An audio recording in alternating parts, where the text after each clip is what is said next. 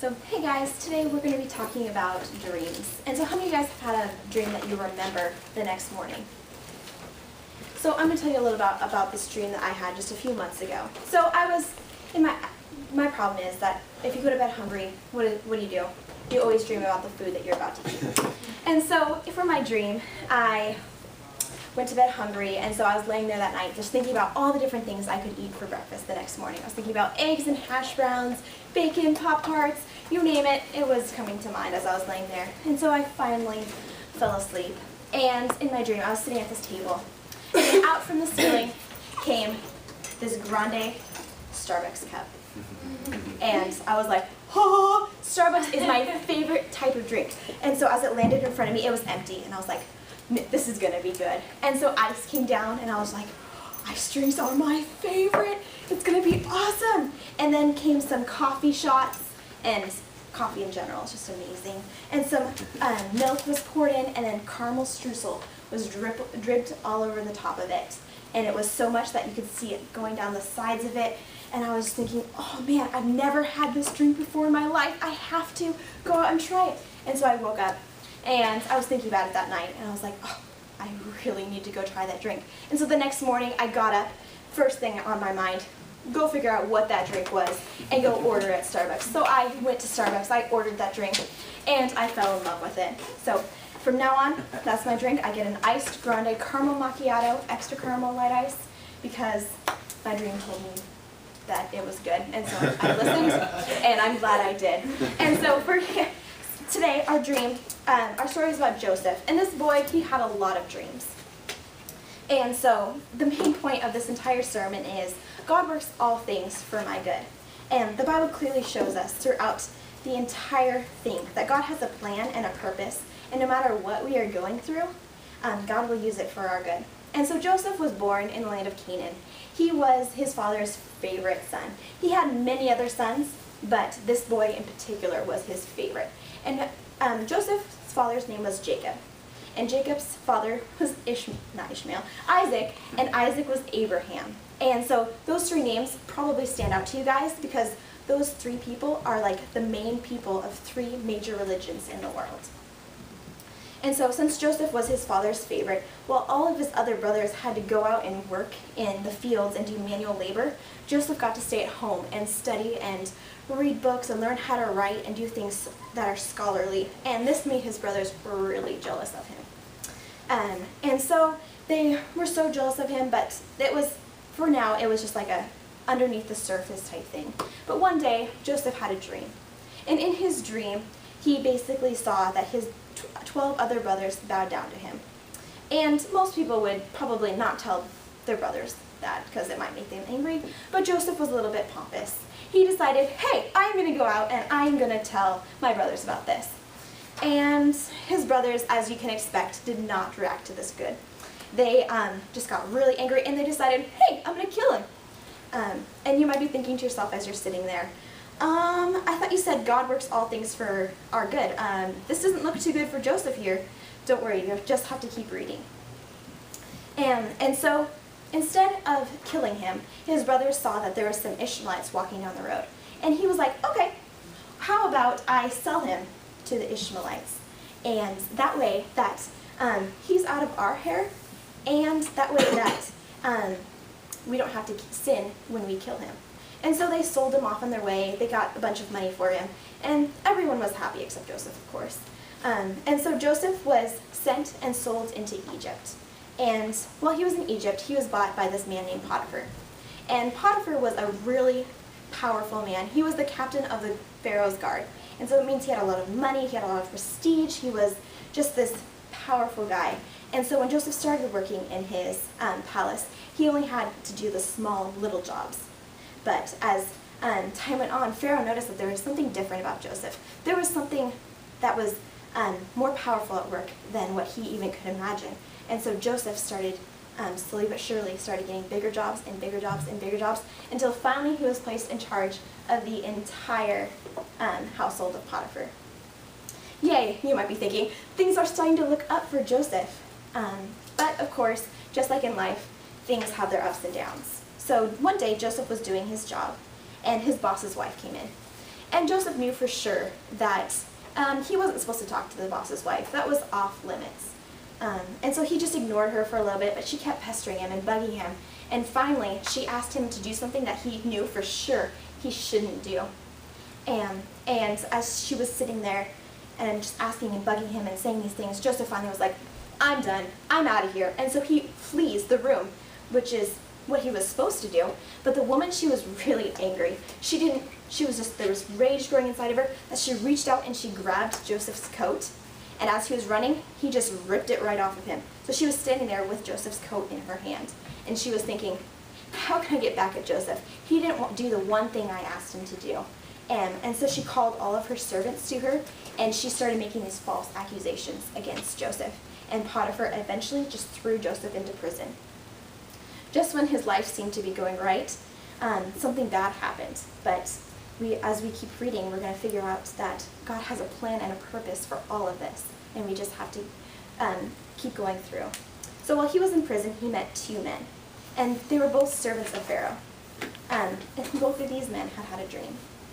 And Joseph interpreted these two dreams to them, and he interpreted that one of the men, he was going to die, and the other one, he was going to get his job back working for Pharaoh. And a few days later, exactly what Joseph had interpreted happened. And so as one of the guys was going back up to his job, Joseph was like, dude, hold on, wait. This is my only chance to get out of prison. When you go upstairs and you talk to Pharaoh, will you please tell him about my gift and tell him what I did for you? That way I can get out of this prison. And the guy was like, yeah, sure, right, I can do that. And so he went back to his job, he went back to life, and he forgot about Joseph. So please turn with me in your Bibles to Genesis 41, verse 1.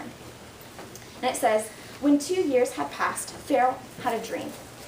2 entire years had gone past since Joseph's only opportunity to get out of prison left and forgot about him. He was going through some trials and some things that in his life that were really hard for him. And so he remembered everything perfectly. For those 2 years, it felt like an entire lifetime. I personally have felt like this before. My dad, he has Crohn's disease, and which means that he has to plan out when he's going to use the restroom, and he has to figure out where is the nearest restroom, and he has to make sure that no matter where he goes, there's always a bathroom that he can locate. He's been out of remission for about 2.5 years, as I said, and so that means he can't leave the house till about 11 or 12 in the afternoon, which means church is out of the question for him. He just can't make it. It means that for work, he has to start later on, and so he works later into the evening, and that's been really stressful for my parents and their relationship and my relationship with my dad and my sisters. This disease has been controlling his life. He can't do things that he used to do, and it has made him feel like he's almost worthless because he can't do the things that he used to do. When you're going through crap and trials in your life, it feels like a lifetime. Those 2 years for Joseph, he probably was like, why in the world am I going through this? And I can bet you $20 that Joseph is not sitting there in prison saying, I know God has plans for me. I bet you he was frustrated and upset, and he didn't quite understand why he was having to go through these things. But as we keep reading, God has a plan for him, and it's so much bigger than Joseph could ever have imagined. So Pharaoh had a dream. It was such a vivid dream that he woke up and he was thinking about it. Dreams in that society were highly honored. They were thought to indicate a divine advice or a message from the God, or indicates that there's a strong bond between the ruler and the divine. Pharaoh knew that this dream was important. There was some hidden meaning behind it, and he had to go figure out what that was. So he called all his magicians and his wise men. These guys went to school to be able to foretell dreams, and that was their only job. And so when he called them to him, Pharaoh was probably like, these guys are the smartest in the kingdom. They can tell me exactly what's going on. That was the problem. They couldn't tell him exactly what his dream meant. They kept guessing, but none of what they were saying was able to tell Pharaoh exactly what his dream meant. And so in walked in the servant guy that we had been talking about earlier that had met Joseph. And as he's sitting there listening to what's going on, he goes, I know a guy. And so he goes up to Pharaoh and he says this, today I am reminded of my shortcomings. Pharaoh was once angry with his servant, and he imprisoned me and the chief baker in the house of the captain of the guard. Each of us had a dream the same night, and each dream had a meaning of its own. Now a young Hebrew was there with us, a servant of the captain of the guard. We told him our dreams, and he interpreted them for us, giving each man the interpretation for his dream. And things turned out exactly as he interpreted them. I was restored to my position, and the other man, he was hanged. This man, the servant of Pharaoh, he could have told Pharaoh about Joseph earlier, but God had a plan and a purpose, and he had to wait for the right moment. And when that moment happened, the entire world was changed. So Pharaoh sent for Joseph, and he quickly brought him from the dungeon. When he had shaved and changed his clothes, he came before Pharaoh. Pharaoh said to Joseph, I had a dream, and no one can interpret it. But I have heard it said that when you hear a dream, you can interpret it. I cannot do it, Joseph replied to Pharaoh, but God will give Pharaoh the answer he desires.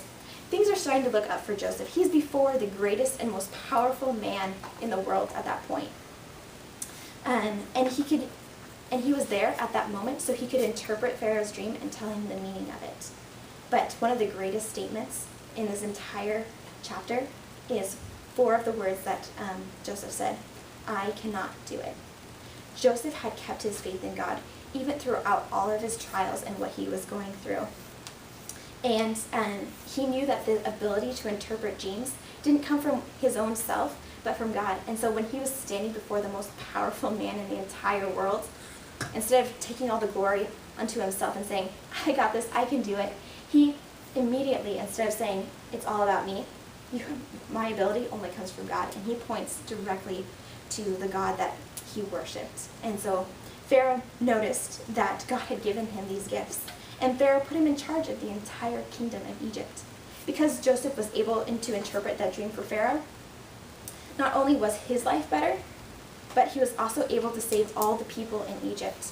And not only that, he was able to save the chosen people of God. And from that line, we get Jesus Christ.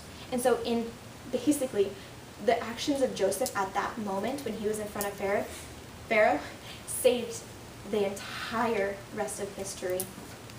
And so you might be standing here saying, I'm going through some things right now. I'm not sure what I am going to do. Maybe you don't know how to deal with things, or how is God going to use this for my good? Just remember that God has a bigger plan for you.